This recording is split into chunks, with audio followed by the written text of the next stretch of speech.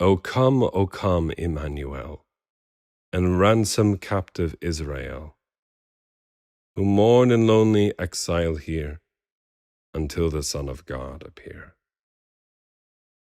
Rejoice, rejoice, Emmanuel has come to ransom thee, O Israel. We all remember the familiar words from Christmas, but it is easy to forget that Matthew interprets Emmanuel, from Isaiah, to mean God with us. In John chapter 1, the Word becomes flesh and tabernacles among us. In Philippians 2, it is clear that this Jesus is co-equal with God and is God. And so the Bible clearly teaches the incarnation, that the Word becomes flesh. But this raises the question philosophers and theologians have pondered throughout the centuries. Why the God-man? Why does the creator of the universe stoop to such depths? The Lord who framed the stars, why does he become an infant shivering in the cold? Die between two thieves, shed his blood dripping down into the soil of the hill of Golgotha. Why does God become man? This is the question behind the meditations of Saint Anselm of Canterbury, a personal hero of mine. Anselm, living in the late 1000s, early 1100s, lived as the Archbishop of Canterbury, although he was working an operative on either side of the English Channel. In 1066, William the Conqueror had invaded England with his Norman army, introducing a whole new world of learning, of Norman influence, and in some sense subjugation of the local Anglo-Saxon peoples. However, there was a sense of the unification of the church and chafing between the role of the monarch as well as the role of the Archbishop of Canterbury and of the church. This would later come to blows when another archbishop by the name of Thomas Becket would end up becoming martyred because of the influence of a future king. But let us stick within the framework of the topic, which is this treatise, Why God Became Man.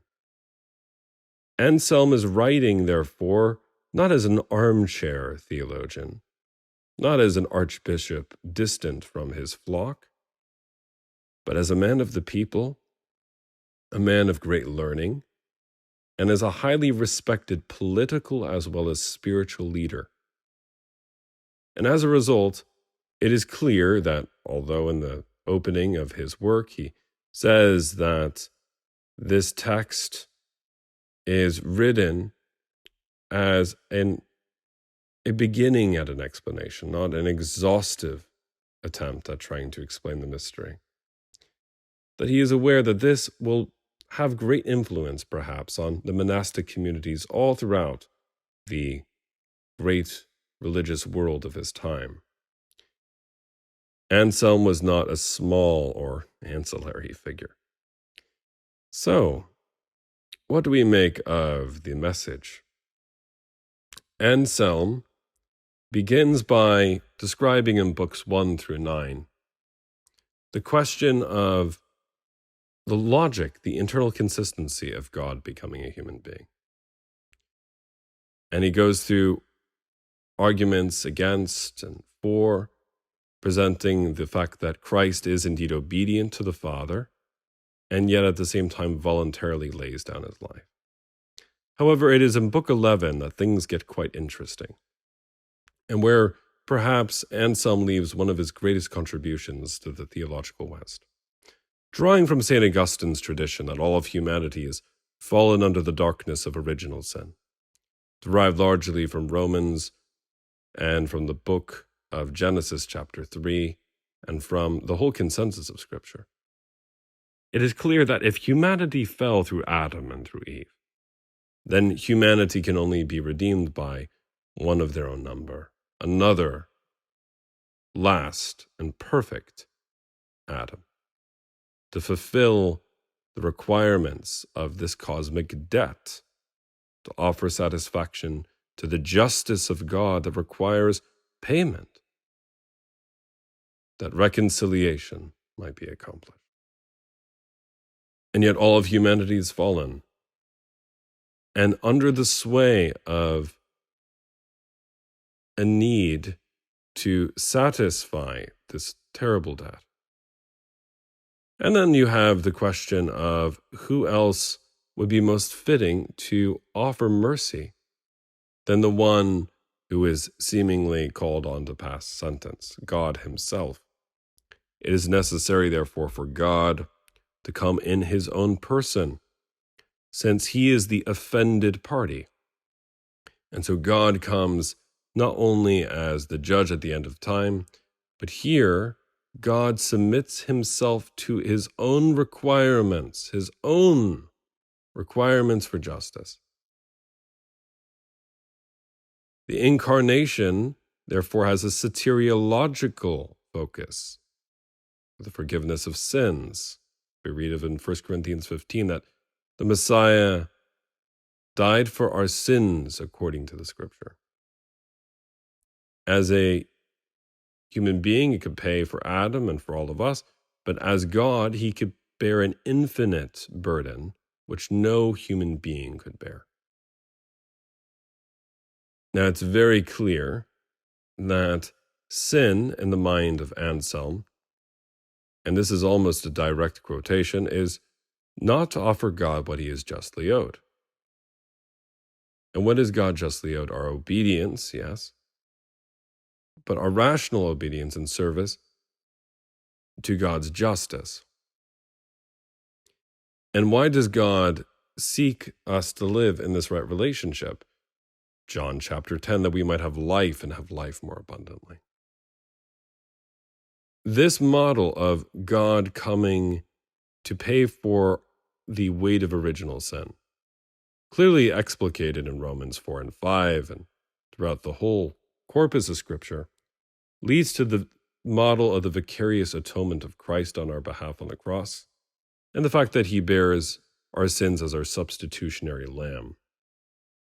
It is this idea that would influence Martin Luther particularly, as he would, in the 16th century, combat the attempts of the Western Papal Church to try to add to the sufficiency of Golgotha, to the sufficiency of Christ, through an abuse of the indulgence system.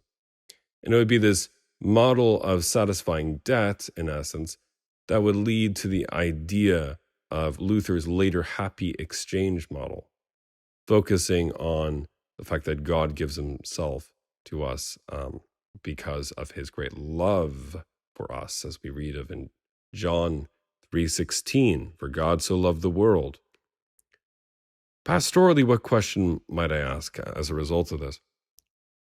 The language of satisfaction and of debt might feel quite alien to our ears in the 21st century when it comes to a God who we would want to focus on as primarily more merciful and more loving and more inclusive rather than just and requiring justice. However, Luther clearly borrowed from Anselm, and he was liberated by this idea of God coming to pay for what we cannot pay, that we ourselves could never pay the debt for our own personal sin, let alone original sin. And therefore, there is a need to radically abandon ourselves to the mercy of Christ, to recognize that because none of us could go to the cross as he did, that he went on our behalf, that he bore the penalty for us, and that we are liberated, rescued, redeemed, born again sons and daughters of God. Family of God, that is good news indeed. And although Anselm can come off kind of dusty to 21st century ears, he is simply representing the good news. And if the good news has seemingly become stale to us, it is because it has either been watered down, it has been made into a kind of cartoonish reality, or we simply have failed to hear it. That God, the omnipotent, the Almighty, has come to give us the gift of Himself,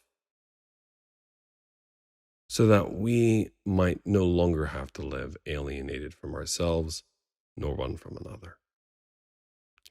For this cause, God so loved the world that He gave His only begotten Son, that whoever believes in Him may not perish but have eternal life.